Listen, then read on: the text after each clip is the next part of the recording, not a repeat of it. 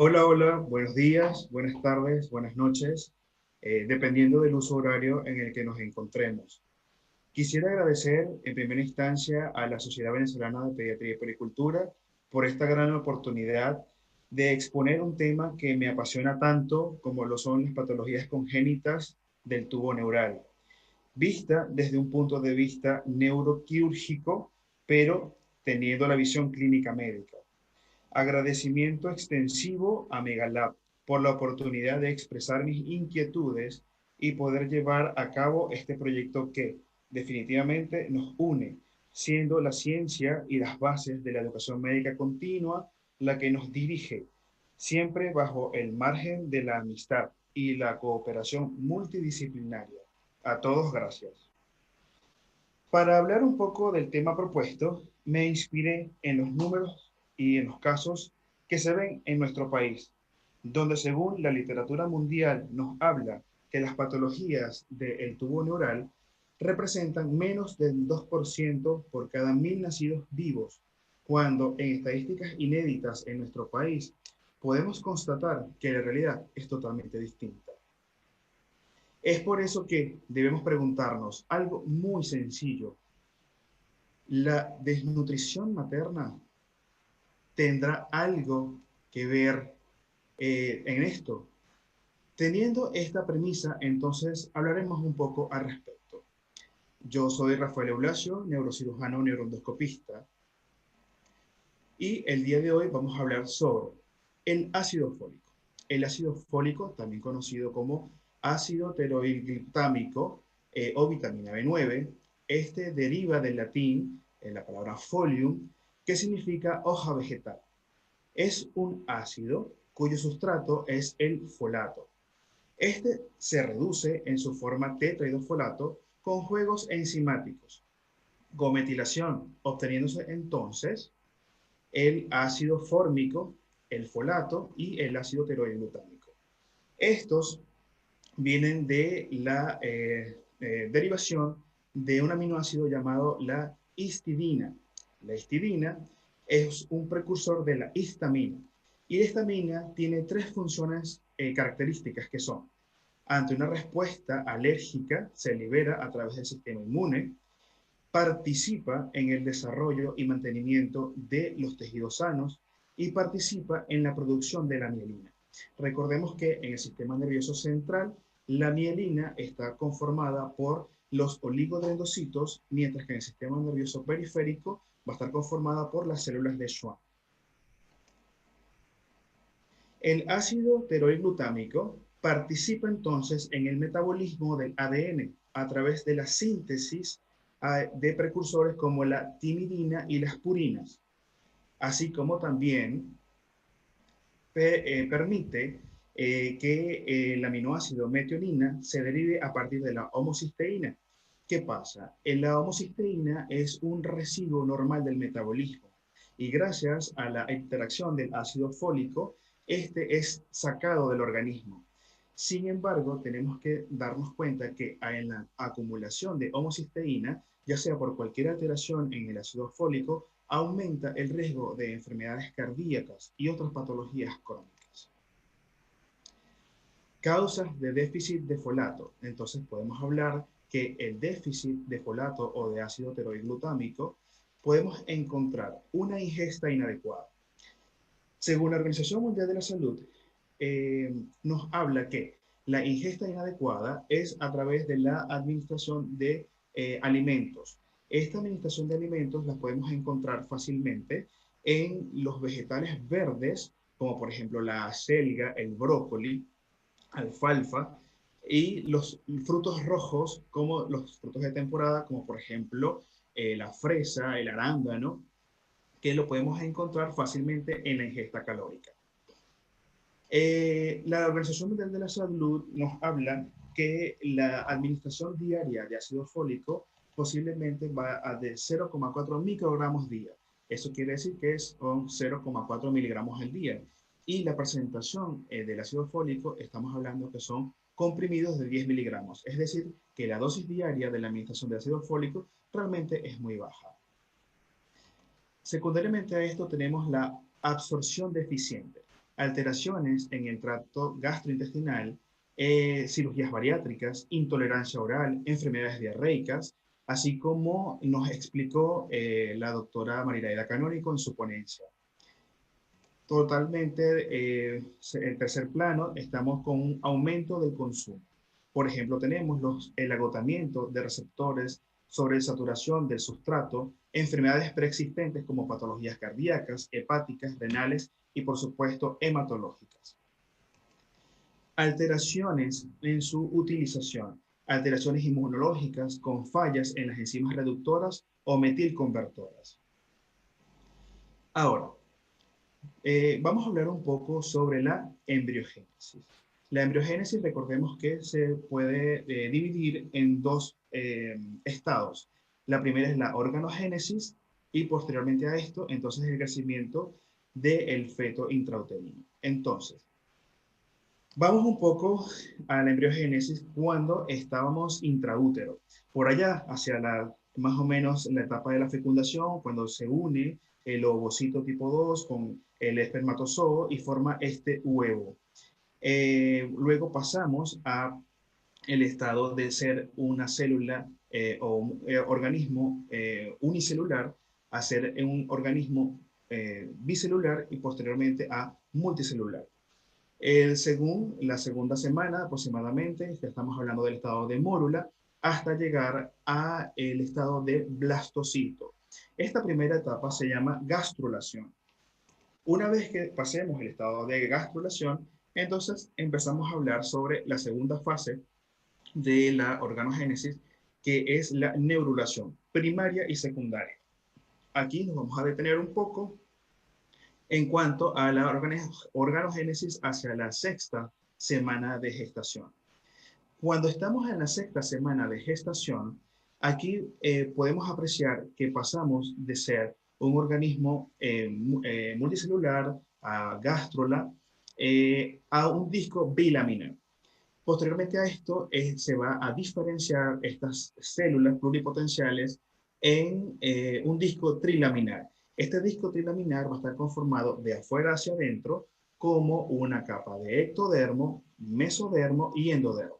Vamos a específicamente hablar un poco sobre la capa más externa, que es la del ectodermo. Este ectodermo, según la sexta semana de gestación, tiene varios cambios. Ojo, estos cambios son siempre simultáneos. Entonces, esta última capa, la del ectodermo, él va a tener un plegamiento sobre su mismo eje.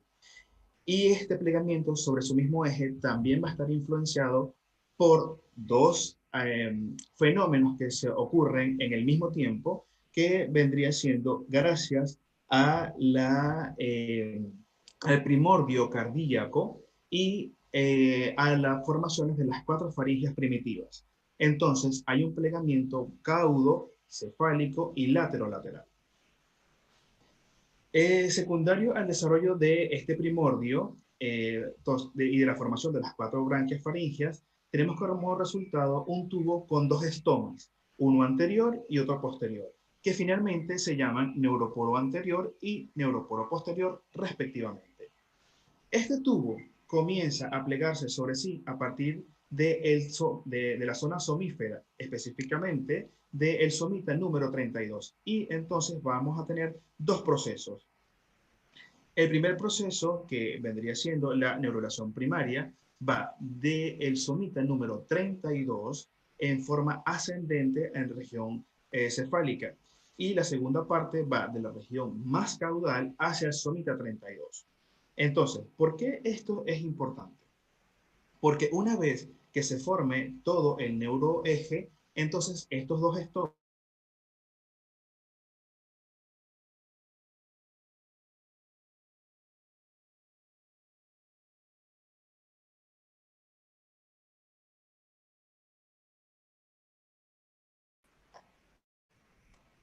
por supuesto, este procedimiento es llamado entonces la neurulación primaria y secundaria. Ahora, ¿pudiese existir más de una malformación en línea media posterior? Esa es una de las inquietudes que vamos a aclarar en este momento. Entonces, acá les traigo una imagen de una resonancia magnética de un útero grávido, donde podemos apreciar tres colores. El color rojo es para representar a la placenta. El color blanco es que estamos apreciando parte del cerebro del feto, donde podemos apreciar una imagen de hiperintensidad interna a su cavidad craneana. Y en amarillo estamos apreciando una alteración en el eje axial del neonato. Y entonces, ya por allí debemos pensar que ahí hay algo más que un simple feto, ¿sí?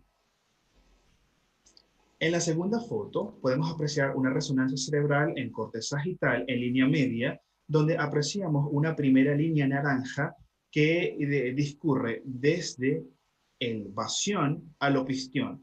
Esta primera línea naranja se conoce con el nombre de línea de McRae. Posteriormente a esto, podemos apreciar una segunda línea naranja que se traspasa de forma perpendicular desde esta línea hacia el agujero magno. Desde el punto de vista anatómico, aquí estamos delimitando lo que es el agujero magno y la división de la médula oblongata a lo que es la médula espinal. Entonces, ¿qué pasa? Esto que se está demostrando en esta imagen son las amígdalas cerebelosas. Y se puede pensar o se determina que lo normal es cuando mide de 5 a 7 milímetros. Por encima de esta medición, entonces ya tenemos un problema. Y esta patología se llama la enfermedad de Chiari. La enfermedad de Chiari tiene varios serotipos, 1, 2, 3, 4, y actualmente se clasifica como el Chiari-like o 0. Entonces, siendo de consideración quirúrgica a partir de 7 milímetros y si el paciente, por supuesto, va a tener algún tipo de alteración clínica. En esta tercera foto les muestro entonces una foto de región lumbar de paciente con una disrafia espinal abierta, donde se aprecia el color amarillo, representa la placa o la plácoda neural, que es el sistema nervioso expuesto. Hacia la periferia se encuentran entonces quistes aracnoideos que generalmente están tabicados. Secundariamente a esto, más hacia la marginalidad, podemos apreciar una piel hipertrófica enrarecida y esto va a estar enmarcado con un penacho de pelo, que podemos apreciarlo en esta fotografía. Esto es importante porque esto que estamos viendo es la plácoda neural, esto es sistema nervioso y esto hay que protegerlo. ¿Y cómo lo vamos a proteger? Lo vamos a proteger con solución salina o solución 09 fisiológica para hacer los diferentes lavados. Y por supuesto tenemos que tener la precaución de aislarlo de la región sacra para las deposiciones evacuatorias. Obviamente, si no protegemos esto así, podemos entonces traer como consecuencia la infección del sistema nervioso central. Otra cosa importante es que debemos determinar si hay liberación de líquido cefalorraquídeo. Si esto es así, entonces hay que tener la consideración de la administración de antibióticos con dosis meningia para tratarlo directamente como una meningitis. Esto es sumamente grave porque al tener una exposición de la plácula neural, como en el caso que les estoy mostrando, entonces la resolución quirúrgica es inmediata. No importa si nosotros pensamos que el paciente puede estar infectado, al contrario, hay que tratarlo como un paciente infectado y cerrar el defecto. Y posteriormente nos encargamos de colocar los antibióticos. Esta cuarta foto, perdón, podemos apreciar un paciente recién nacido con una macrocefalia. En este momento, nosotros tenemos que tener la siguiente consideración. Uno, no puedo decir que en la foto anterior es un paciente con un mielomeningocele y no puedo decir que este paciente tiene una hidrocefalia. Clínicamente lo puedo suponer. Ahora, ¿qué pasa? Cuando hablamos de las disrafias espinales, obviamente la más frecuente, la más común, es el mielomeningocele. Ciertamente lo es, pero hasta que no haga los estudios pertinentes, no puedo determinar si realmente es un mielomeningocele, un meningocistocele, un meningocele o una disrafia espinal sola. Lo mismo que no puedo determinar que este paciente tenga una hidrocefalia congénita hasta no hacer los estudios pertinentes, así sea un eco transfrontal. y dependiendo de la hidrocefalia, entonces podemos determinar si es una hidrocefalia congénita, si es tetraventricular, si es triventricular, si tiene manto cortical o si es una anencefalia. Bien, vamos a hablar un poco sobre las generalidades, donde se aprecia las anomalías congénitas de la columna comprenden un amplio espectro de presentaciones clínicas. Cuando no hay una buena comunicación entre las diversas interacciones, que sean genéticas, bioquímicas y mecánicas, que conllevan finalmente a alteraciones en la médula espinal y sus envoltorios. En cuanto a la epidemiología, la incidencia de los defectos de tubo neural es del 1.2 a 1.7 por cada 1000 nacidos vivos. El riesgo aumenta de 2 a 3% si hay antecedentes de un hijo con mielomeningocele o con una disrofia espinal, y del 6% si hay unos antecedentes después del segundo niño. La transmisión no sigue las leyes de Mendel y es multifactorial. La incidencia puede aumentar según tiempos de guerra, hambrunas y catástrofes económicas. ¿Y esto es por qué? Es porque hay una disminución en la ingesta calórica de alimentos ricos en ácido fólico. Por ende, entonces, tenemos que tener esta premisa siempre a la luz del día.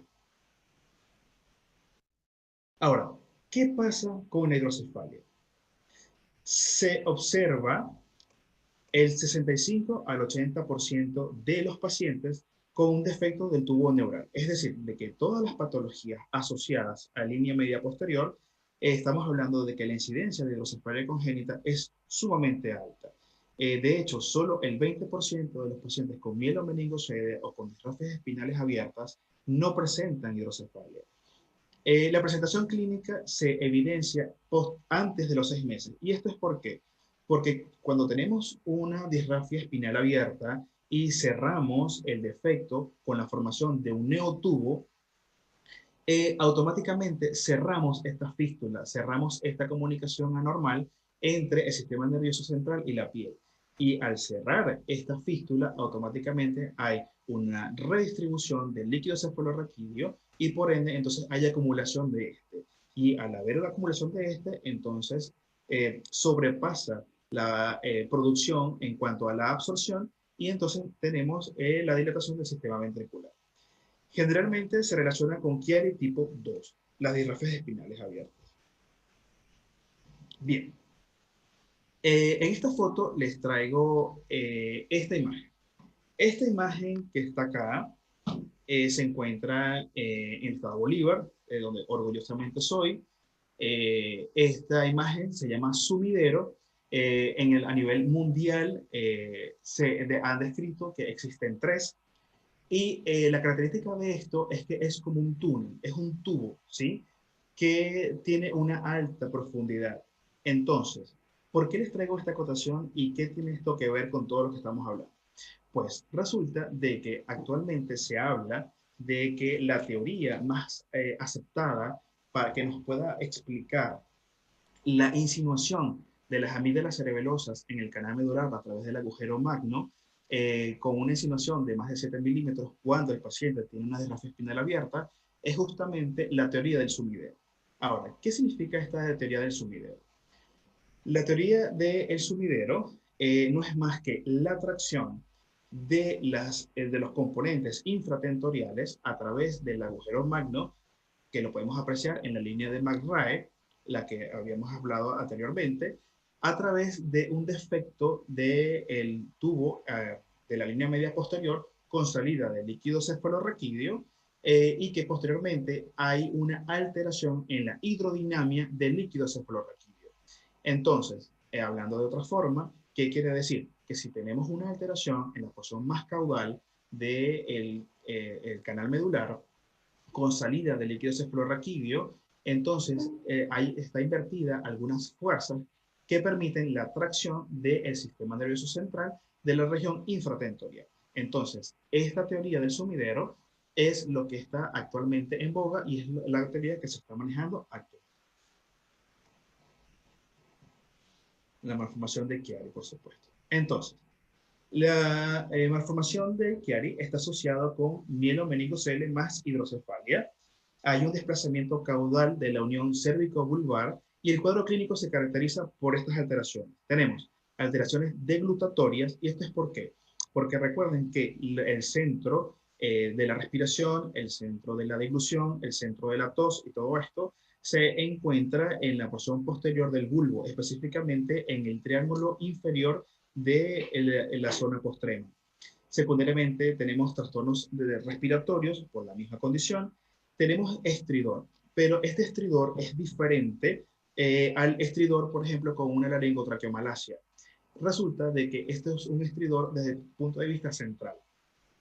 Así como también podemos tener posiciones en opistótono y nistagmo vertical. El nistagmo vertical, recuerden que son las alteraciones en los globos oculares de forma rítmica, repetitiva, como su nombre lo indica, vertical, posterior a la compresión de los colículos superiores. Y esto nos habla a favor de compresión de posterior a anterior de la hipertensión endocraniana.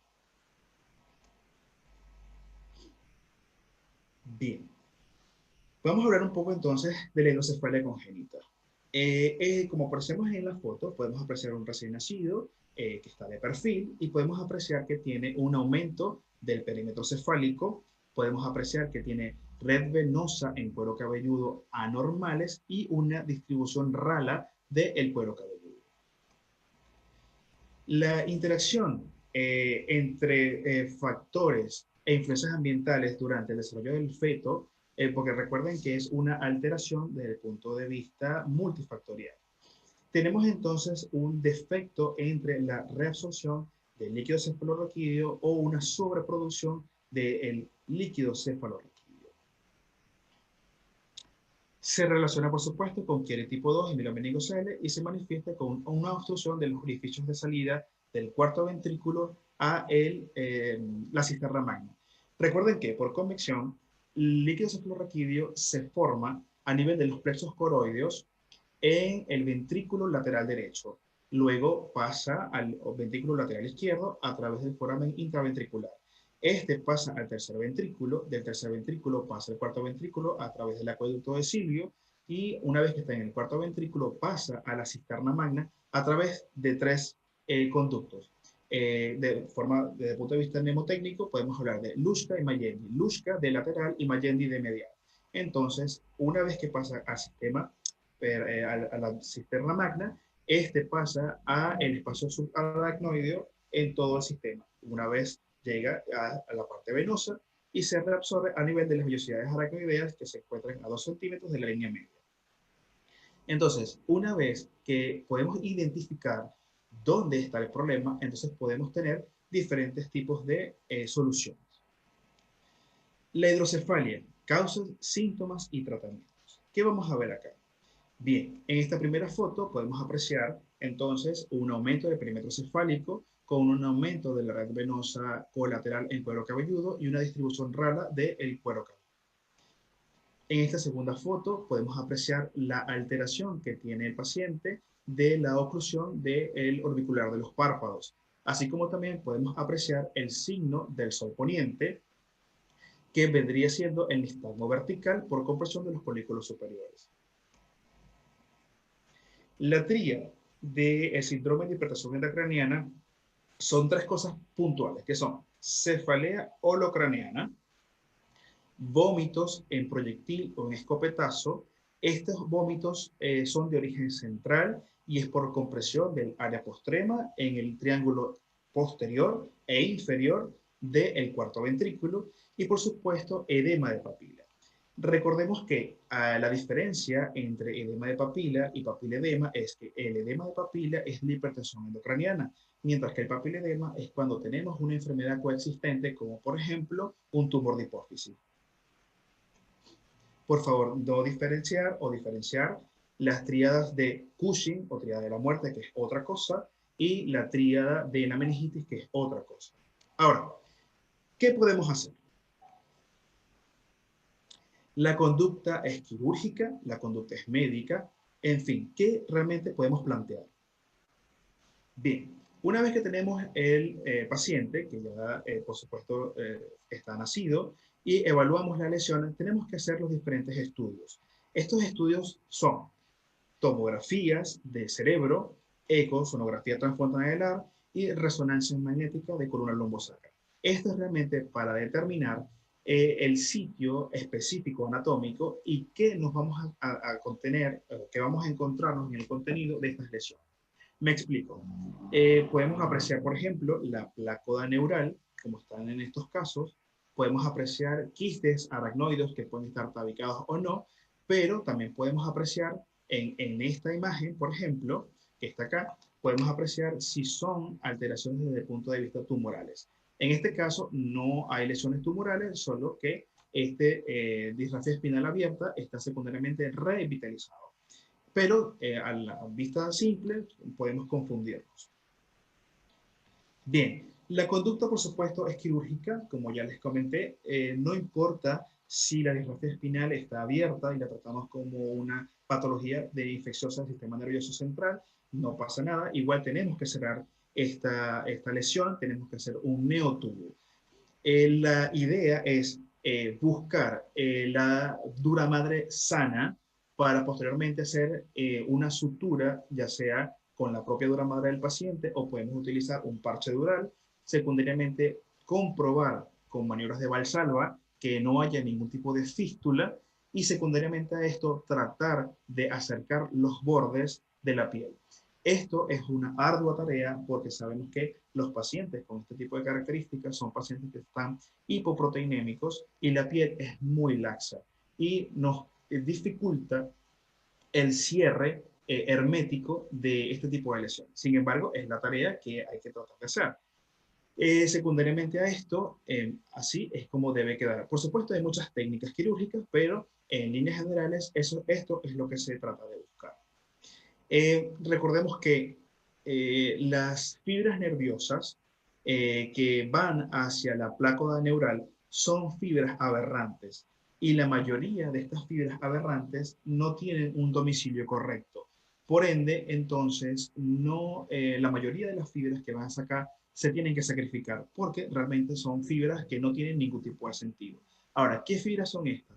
Generalmente son las fibras que comprometen al plexo lumbosacro en su porción inferior y sacra a nivel superior. Por ende, es que estos pacientes tienen alteraciones desde el punto de vista gastrointestinales, urológicas, nefrológicas y, por supuesto, osteomusculares. Bien, y por supuesto, una vez que realizamos el cierre hermético y realizamos el neotubo, entonces evaluamos al paciente de 1 a 2 semanas. Si hay un aumento significativo del perímetro cefálico y apreciamos que no hay ningún tipo de escape o fístula a nivel de la primera incisión, a nivel dorsal o lumbar, entonces, por supuesto, tenemos que apreciar la posibilidad de que el paciente haya desarrollado una hidrocefalia congénita. Y para esto, una de las técnicas que podemos aplicar, por supuesto, es la colocación de un shunt. Este shunt va de la cabeza hasta la cavidad peritoneal. Vulgarmente se comenta que estas son las populares válvulas, pero su nombre correcto es shunt de comunicación ventrículo-peritoneal. Como podemos apreciar en esta primera imagen, hacemos una incisión arciforme con una solapa de cuero cabelludo. Posteriormente a esto, abrimos el periósteo, el pericráneo, el hueso, y esto que está acá al fondo es la dura madre. En los pacientes con hidrocefalia que hemos tenido la oportunidad de operar, apreciamos que la dura madre está tensa, abombada e incluso con un cambio de coloración. Generalmente se describe que la dura madre es de color nacarado, sin embargo sabemos que no solamente es nacarada, sino que es tipo rosada, pero en estos casos es violácea y es por el aumento de la presión del líquido cefalorraquídeo que ejerce sobre esta estructura. Una vez entonces hacemos la apertura dural e introducimos el catéter que va en sentido intraventricular. Por supuesto,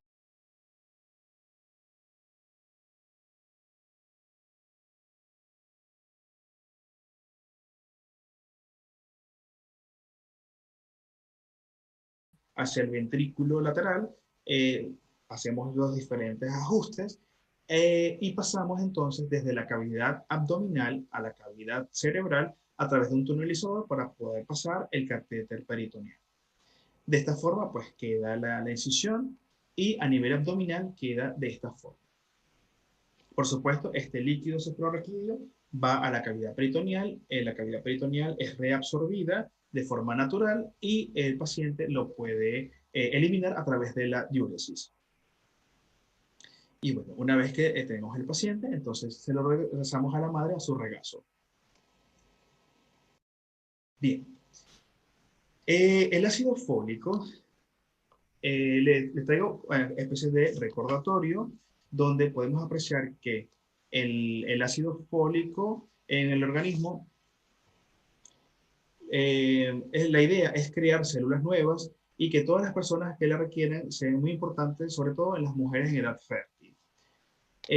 Se consumen 3 meses previos y los 3 meses, o los 3 primeros meses durante el embarazo. Sin embargo, este pensamiento tenemos que modificarlo y tenemos que empezar a consumir ácido fólico desde el momento del desarrollo, tanto hombres como mujeres, porque no solamente el ácido fólico me va a permitir la síntesis de ADN, sino que me va a mejorar todo sentido, es decir, la formación de la piel, del cabello, de los dientes, es un precursor junto con el complejo B de la sinapsis y me va a mejorar lo que es la capacidad de memoria a corto, mediano y largo plazo.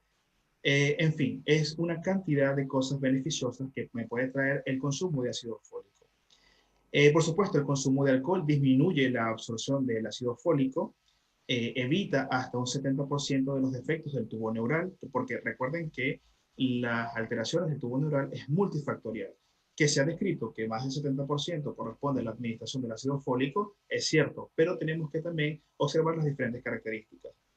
Favorece al corazón, previene la anemia y algunos tipos de cáncer, ayuda a la formación de glóbulos rojos y a prevenir la anemia.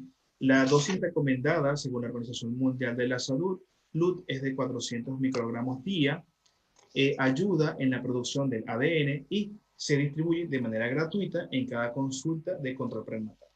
¿Qué pasa con aquellas pacientes que no tenemos, que no tienen medios económicos para comprar la medicación? Pues nada, una regla muy fácil, muy técnica que debemos decir: tienes que consumir todos los vegetales verdes y todas las frutas rojas que puedas conseguir. ¿Por qué? Porque así vamos garantizando la administración de esta medicación. Y lo otro que podemos hacer es hacer campañas para información al gobierno o de información al gobierno para que pueda sumar a la cesta alimentaria básica esta medicación. Por ejemplo, nosotros como venezolanos que comemos todo el tiempo arepas. Entonces, ¿qué podemos hacer? Implementar la administración de ácido fólico a la harina de maíz para entonces garantizar que diariamente se esté haciendo este aporte diario. Bien, para finalizar, quiero despedirme con esta foto, donde por supuesto demuestro el puente Angostura, donde yo orgullosamente soy, y quiero despedirme con esta frase que dice: la distancia impide abrazos, pero nunca sentimientos. Lo lejos queda cerca cuando hay interés.